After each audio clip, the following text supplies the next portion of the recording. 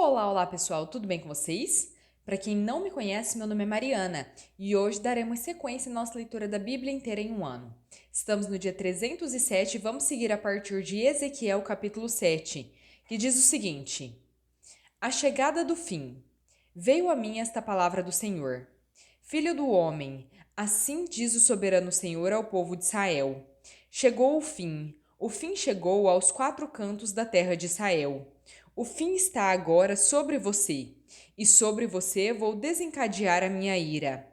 Eu a julgarei de acordo com a sua conduta e a retribuirei por todas as suas práticas detestáveis. Não olharei com piedade para você, nem a pouparei. Com certeza eu a retribuirei pela sua conduta e pelas práticas detestáveis no seu meio. Então você saberá que eu sou o Senhor. Assim diz o soberano Senhor: Eis a desgraça, uma desgraça jamais imaginada vem aí. Chegou o fim, chegou o fim. Ele se insurgiu contra você. O fim chegou.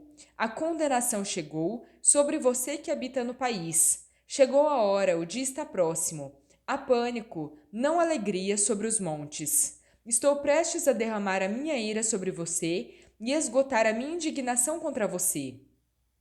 Eu a julgarei de acordo com a sua conduta e a retribuirei por todas as suas práticas detestáveis. Não olharei com piedade para você, nem a pouparei. Eu a retribuirei de acordo com todas as práticas detestáveis que há no seu meio. Então você saberá que é o Senhor que desfere o golpe. Eis o dia, já chegou, a condenação irrompeu. A vara brotou, a arrogância floresceu. A violência tomou a forma de uma vara para castigar a maldade. Ninguém do povo será deixado, ninguém daquela multidão, tampouco nenhuma riqueza, nada que tenha algum valor. Chegou a hora, o dia chegou. Que o comprador não se regozije, nem o vendedor se entristeça, pois a ira está sobre toda a multidão. Nenhum vendedor viverá o suficiente para recuperar a terra que vendeu, mesmo que viva muito tempo, pois a visão acerca de toda a multidão não voltará atrás. Por causa da sua iniquidade, nenhuma vida humana será preservada. Embora toquem a trombeta e deixem tudo pronto, ninguém irá a combate, pois a minha ira está sobre toda a multidão. Fora está a espada, dentro a peste e a fome. Quem estiver no campo morrerá pela espada, e quem estiver na cidade será devorado pela fome e pela peste. Todos os que se livrarem e escaparem estarão nos montes. Como pombas nos vales, cada um gemerá por causa da sua iniquidade. Toda mão penderá frouxa, e todo joelho se desfará em água. Eles se vestirão com pano de saco, e se cobrirão de pavor. Terão o rosto coberto de vergonha, e a sua cabeça será rapada. Atirarão a sua prata nas ruas, e o seu ouro será tratado como coisa impura. A sua prata e o seu ouro serão incapazes de livrá-los no dia da ira do Senhor. Não poderão saciar a sua fome e encher o seu estômago. Servirão apenas para fazê-los tropeçar na iniquidade. Eles tinham orgulho das suas lindas joias e as usavam para fazer os seus ídolos detestáveis e as suas imagens repugnantes.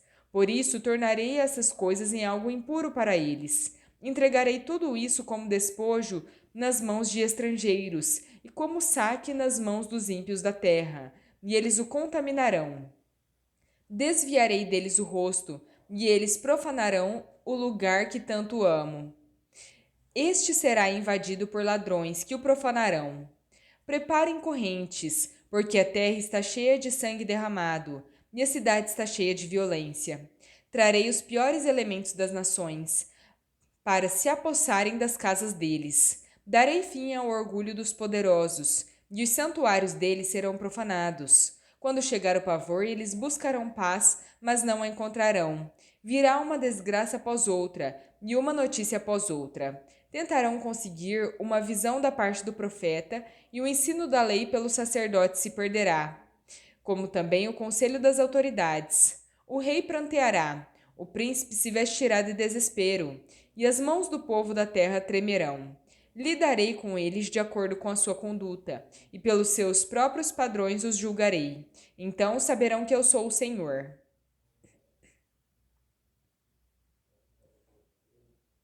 Ezequiel capítulo 8. Idolatria no templo.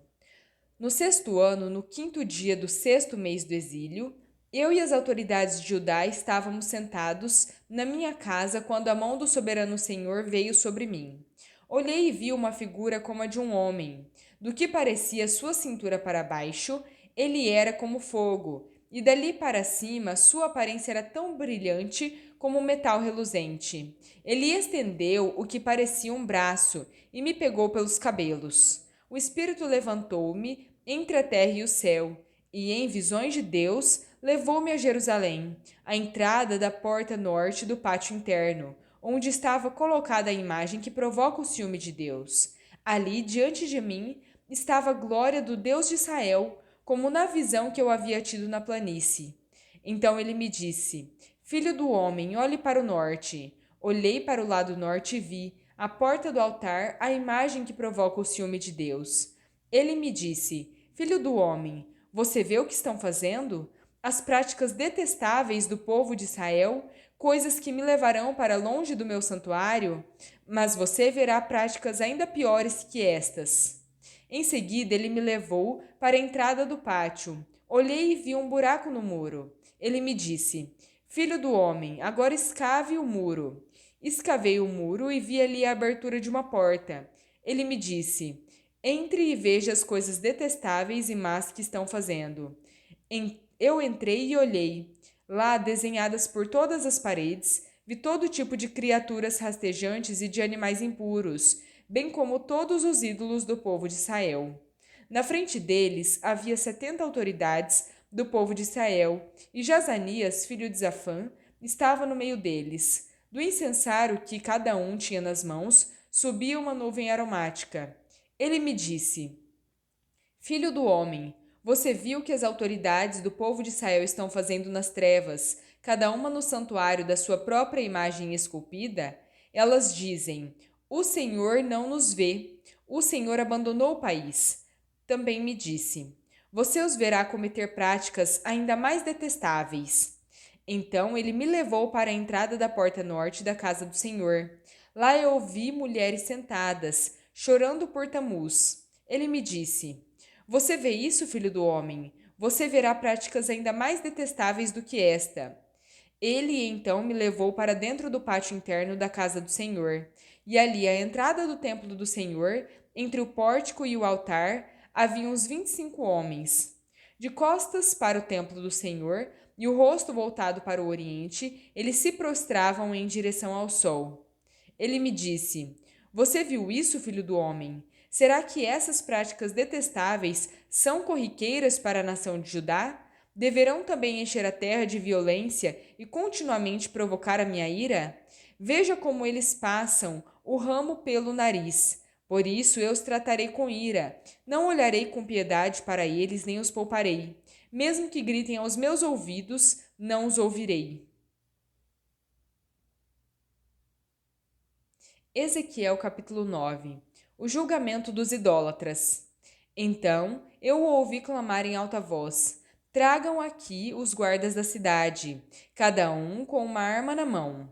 Então vi 6 homens que vinham da porta superior, que está voltada para o norte, cada um com uma arma mortal na mão.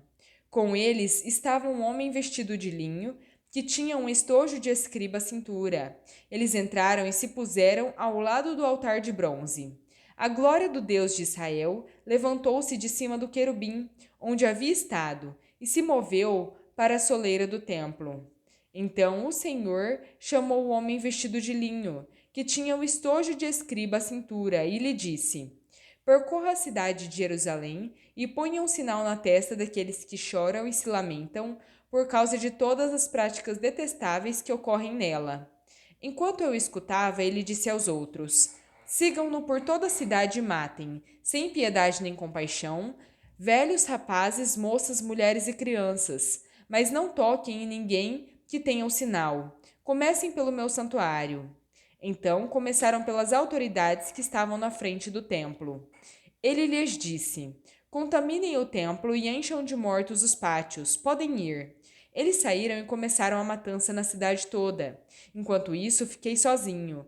Então prostrei-me com o rosto em terra, clamando: Ah, soberano Senhor, vais destruir todo o remanescente de Israel, lançando a tua ira sobre Jerusalém? Ele me respondeu: A iniquidade do povo de Israel e de Judá é enorme. A terra está cheia de sangue derramado, e a cidade cheia de injustiça. Eles dizem: O Senhor abandonou o país, o Senhor não nos vê. Então eu, da minha parte, não olharei para eles com piedade nem os pouparei, mas farei cair sobre a cabeça deles o que têm feito. Então um homem vestido de linho, com estojo de escriba à cintura, voltou trazendo um relatório e disse: Fiz conforme tudo o que me ordenaste.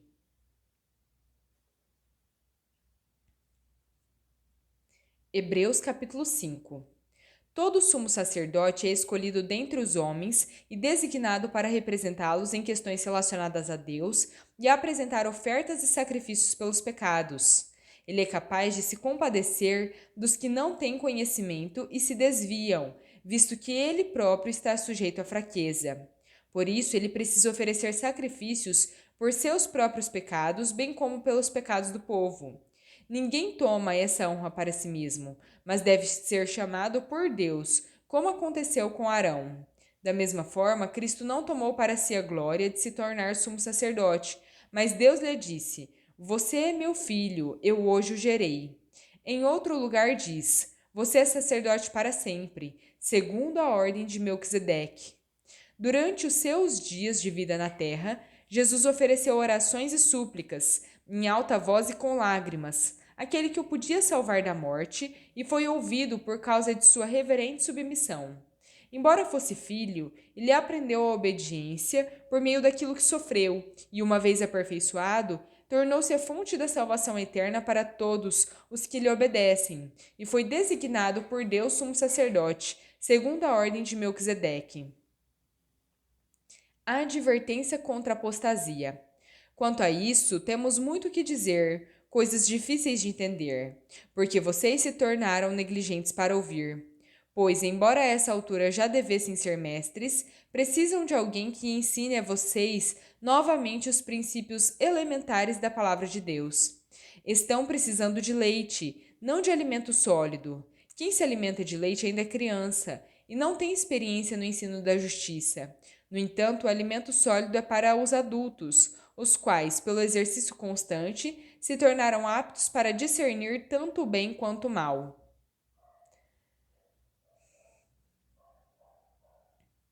Salmo 105, versículos 1 ao 15.